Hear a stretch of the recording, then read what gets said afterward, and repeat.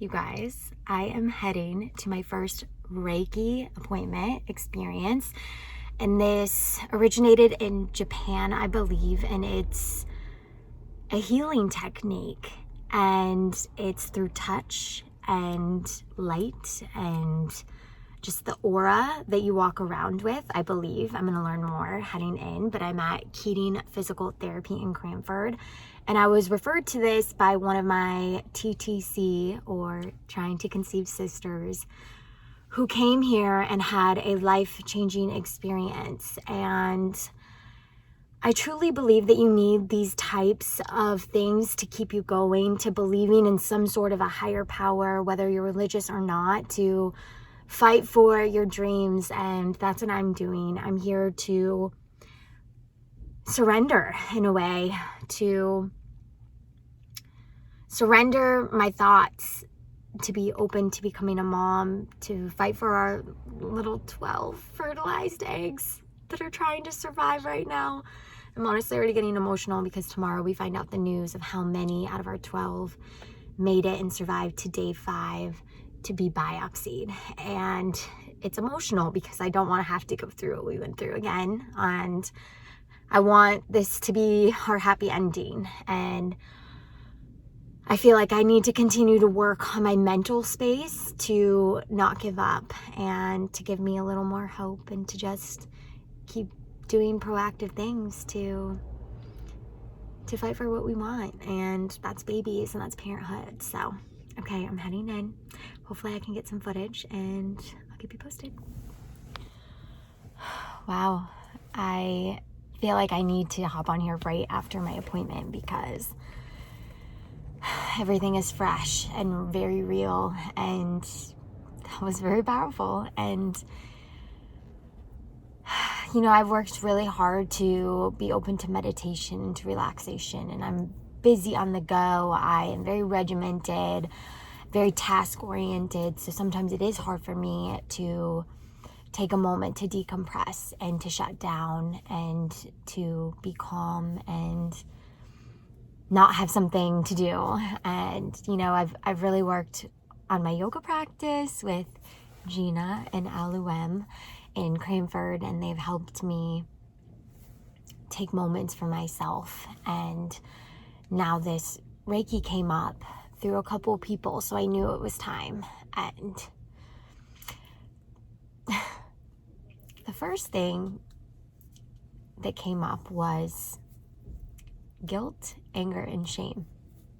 And I definitely think I have held on to some internal stuff, and a lot of it has to do, and maybe I'll do an entirely different video, but you know, I had a lot of guilt associated with the fact that I used to be a bodybuilder for a year and a half, and it was a time in my life that completely changed me and my career and my focus.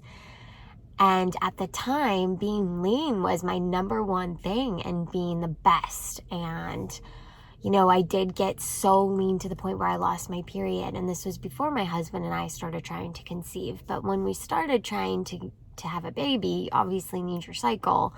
And I felt very guilty that I had done something selfish and could have sacrificed our baby making process. And you know, my doctors told me the one thing I needed to do was to gain weight in order to get my period back, and that's exactly what I did. And you know, I had to let go of some of that guilt, and I thought that I had, but it came up, and anger and self-resentment and whatnot. And I have to realize, I have to look at that time in my life as a place of gratitude, and to be thankful that I went through that experience, because that's where I learned my discipline and my passion. And that's where I learned that I could help people create healthy lifestyles without depriving themselves and overtraining and sacrificing, you know, parts of their health to be a certain leanness. Like, I had to go through that in order to be where I'm at right now, where I help people create healthy, sustainable lifestyles and to be realistic and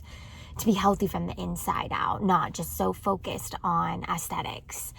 And that allowed me to leave my career because I wanted to be so passionate, because I am so passionate about helping others. And so I have to look at competing as a place of gratitude, not that I hindered our process or that I,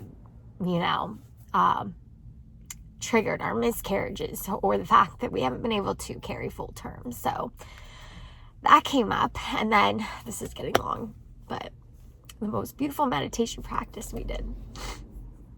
And it reassures me why I am so open about our infertility journey. And she envisioned me at a beautiful table. Myself as the hostess, of course, which is fitting. Everything extravagant, beautiful. And there was settings.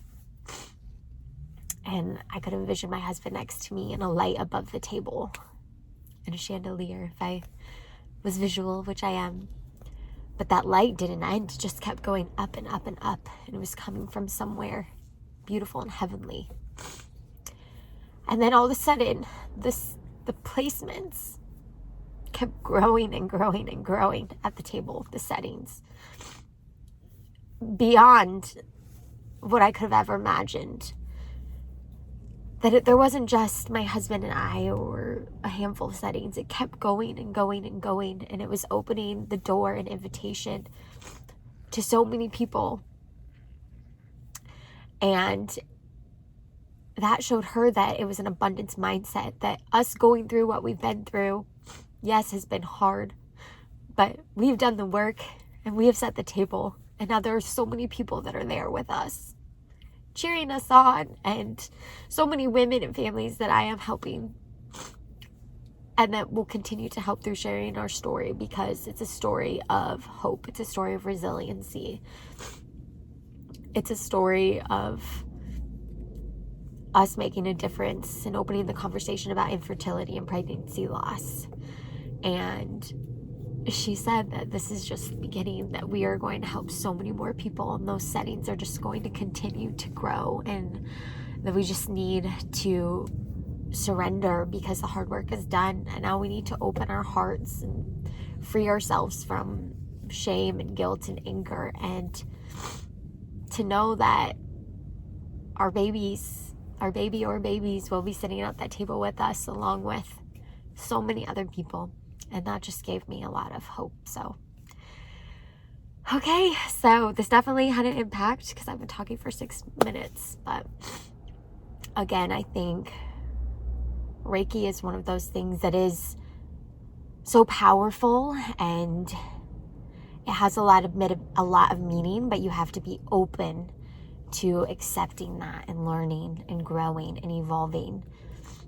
And it's giving me something to believe in right now, and I'm happy. And I'm sad that I have been so hard on myself. But I want to be better. I want to do better. So that is what I'm going to do, is still work on some of those internal issues and continue to have an abundance mindset. Okay.